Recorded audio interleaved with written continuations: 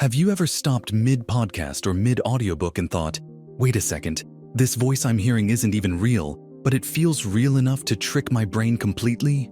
Synthetic voices today aren't just robotic beeps and monotone sentences like old GPS devices. They breathe, they pause, they carry emotion.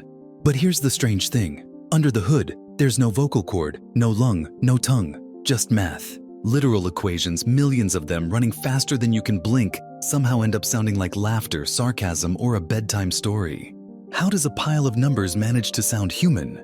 To understand this, we need to take apart a voice, not physically, but mathematically.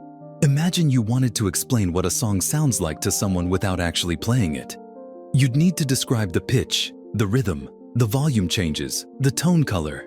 You'd be painting sound with numbers. This is exactly what AI does when it learns a voice. It translates sound waves into a giant spreadsheet of values. And just like a photograph can be broken down into millions of pixels, a voice can be broken down into thousands of tiny sound slices. Each slice is so short, just a few milliseconds, that your brain doesn't register them individually. But stitched together, they form a seamless stream of speech. Now, here's the fun part. How do we get from that spreadsheet back to a voice? AI voice generation is like reverse engineering music from sheet notes. But the sheet music here is full of patterns the AI has discovered from listening to hours, sometimes thousands of hours of real speech. Think of it as having a massive Lego set.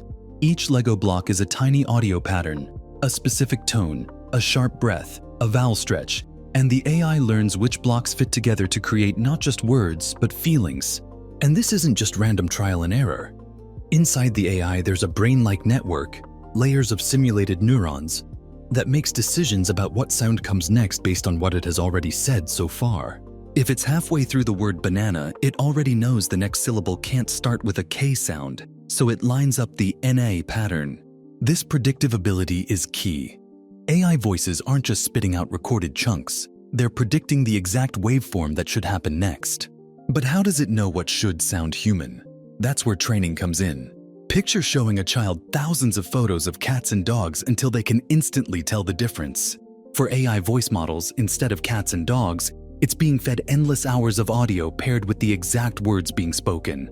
The model slowly learns the shape of sounds that correspond to each letter, syllable, or phoneme in different contexts. And here's the mind-blowing twist. Humans don't actually speak letter by letter. We blend sounds together, coarticulation. So did you becomes did ya in casual speech. AI learns those blends too. That's why modern synthetic voices sound natural. They don't mechanically pronounce each word like a spelling bee. They mimic the flow of real human speech.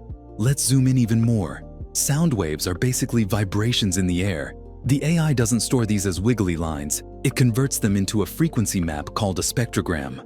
If you've ever seen a heat map where colors represent temperature, a spectrogram is similar but for sound.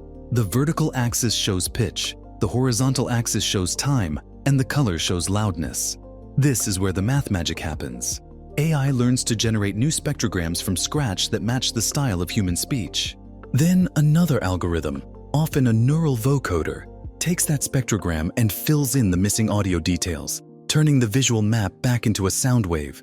Think of the spectrogram as the blueprint of a house and the vocoder as the construction crew that turns it into a fully built home you can live in. And because this is all math, we can change the blueprint in ways biology never could. Want to make the same sentence sound like it's being whispered, shouted, or sung? Change a few parameters in the model, and the AI regenerates the voice with those traits, still keeping it believable. This is where emotional tone comes in. AI doesn't feel emotions, but it can mimic them by recognizing patterns in pitch, timing, and loudness that humans use when they're happy, sad, or annoyed. It's like an actor following a director's note. Make it sound urgent, and the AI knows to speed up slightly, increase pitch variation, and raise the volume at key points. The precision is scary good, not just because it's convincing, but because it's controllable down to milliseconds. And here's something wild.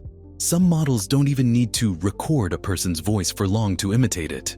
With just a few minutes of audio, the AI can map the unique fingerprint of that voice, the subtle ratios of harmonics, the micro pauses, the way certain consonants pop, and then use that fingerprint to generate completely new sentences the person never actually said. This fingerprint isn't just one thing, it's hundreds of parameters that define how your voice moves through sound space. You can think of it like a GPS map of your vocal identity, and once the AI has that map, it can drive anywhere in it. But here's the big question. Why does our brain believe it's real? Why don't we instantly recognize it's fake? Partly, it's because our ears are tuned for meaning, not authenticity. In everyday conversation, we're not analyzing every microsecond of sound. We're focusing on the words and tone. As long as the AI stays within the plausible range of human voice patterns, our brains fill in the rest. It's a bit like watching a CGI character in a movie. If it moves realistically enough, you stop thinking about the special effects and just accept the performance. The closer the AI gets to natural rhythm, breathing patterns, and emotional cues, the less our brain questions it. In fact, the most advanced systems now even add imperfections, tiny stutters, random breaths, slight pitch wobbles, because perfect speech actually sounds unnatural to us. And all of this happens in a fraction of a second. From text to full, realistic audio, the AI can process everything faster than a human can read the sentence aloud. That's the power of turning language into math and then math back into sound. And it's why synthetic voices have jumped from sci-fi to our daily lives so quickly. In the next part, we'll dive into how these AI systems choose exactly which mathematical path to take to produce a specific voice style, and why that choice-making process is eerily similar to how your brain decides what to say next in a conversation. So how exactly does the AI decide which sound to create next? Think of it like walking through a forest on a foggy night with only a flashlight. You can't see the whole path ahead, but you can see a few steps in front of you. At every step, you choose the direction that keeps you on track toward your destination. That's exactly what a voice model does. It sees just far enough ahead in the sound sequence to predict the most natural next vibration of air. And it does this hundreds of times per second. The process relies on probability. If the model is generating the word mathematics, it considers all possible next sounds and assigns a probability to each. Ma is most likely followed by thith, so that gets a high score. Ma followed by banana is technically possible but far less likely, so it's pushed aside. This constant weighing of possibilities is what keeps the voice fluent and believable instead of random. Here's where it gets even more human-like. These probabilities aren't fixed. They shift based on context, emotion, and style. If the AI is set to sound dramatic, it might stretch certain vowels longer or add a deliberate pause before a keyword, even if the basic text doesn't require it. That's because the model has learned, from massive data, that people often change pacing and emphasis to convey feeling. Underneath all this, there's a mathematical structure called a hidden state. You can think of it like the AI's short-term memory while speaking. It's a bundle of numbers that summarize everything it has generated so far and influence what it will say next. Change this hidden state slightly, and you can make the same sentence sound cheerful, sarcastic, or even tired. And if you're wondering, yes, that means you could take the same sentence and have it read in 50 different emotional tones, all without changing a single letter in the text. Now, the really fascinating part is how the AI learns to balance all these tiny decisions in real time. This is where training with backpropagation comes in. After generating audio during training, the AI compares it to the target reel recording. Every mismatch, every misplaced pitch, every wrong length of pause becomes an error signal that travels backwards through the network. The network then adjusts its internal weights to reduce those errors next time. It's like a musician practicing scales. Every wrong note is feedback to hit the right one in the future. Over millions of training steps, these corrections add up until the model can hit the right notes without hesitation. But even with perfect training, there's still an art to it. Human voices have quirks, tiny imperfections that make them warm and relatable. Modern AI doesn't just aim for technical accuracy, it adds those quirks intentionally.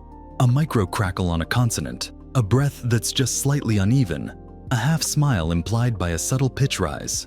These aren't random. They're copied from patterns found in real speech and sprinkled in just enough to trigger our brain's "this is real" detector. This is also why cloned voices today can fool not just strangers but even friends and family. They reproduce those private, unique patterns you never realized were part of your voice. The implications are huge. On the positive side, AI voices can give speech to people who've lost it due to illness, restore the sound of historical figures for education, or narrate stories in dozens of languages without an accent barrier. On the flip side, this same technology can be misused to create deepfake audio.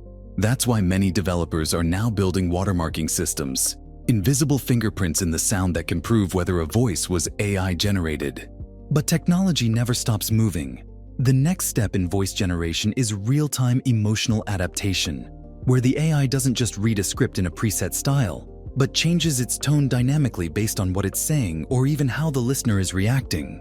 Imagine an audiobook that knows when you're smiling and smiles back through its voice, or a navigation system that can sound urgent if it senses you're about to miss a turn. And at the heart of all this is still math: waveforms, spectrograms, probability distributions, neural weights. The miracle is that these abstract numbers pass through the filter of our ears and come out as something so personal it can make us laugh, cry, or trust a voice we've never met. The next time you hear a synthetic voice say your name, remember, somewhere in a fraction of a second, a cloud of numbers decided exactly how to shape the air so it would feel like someone was really talking to you. And that, to me, is one of the clearest examples of how understanding the mechanics of something doesn't make it less magical. It makes it more so. If this journey into the hidden math of voices made you hear things differently, give this video a like, share it with a friend who still thinks AI is just copying, and subscribe to How It Actually Works. This is where you get the keys to unlock the world's most fascinating systems, and discover that sometimes the most human-sounding thing in the room is a machine.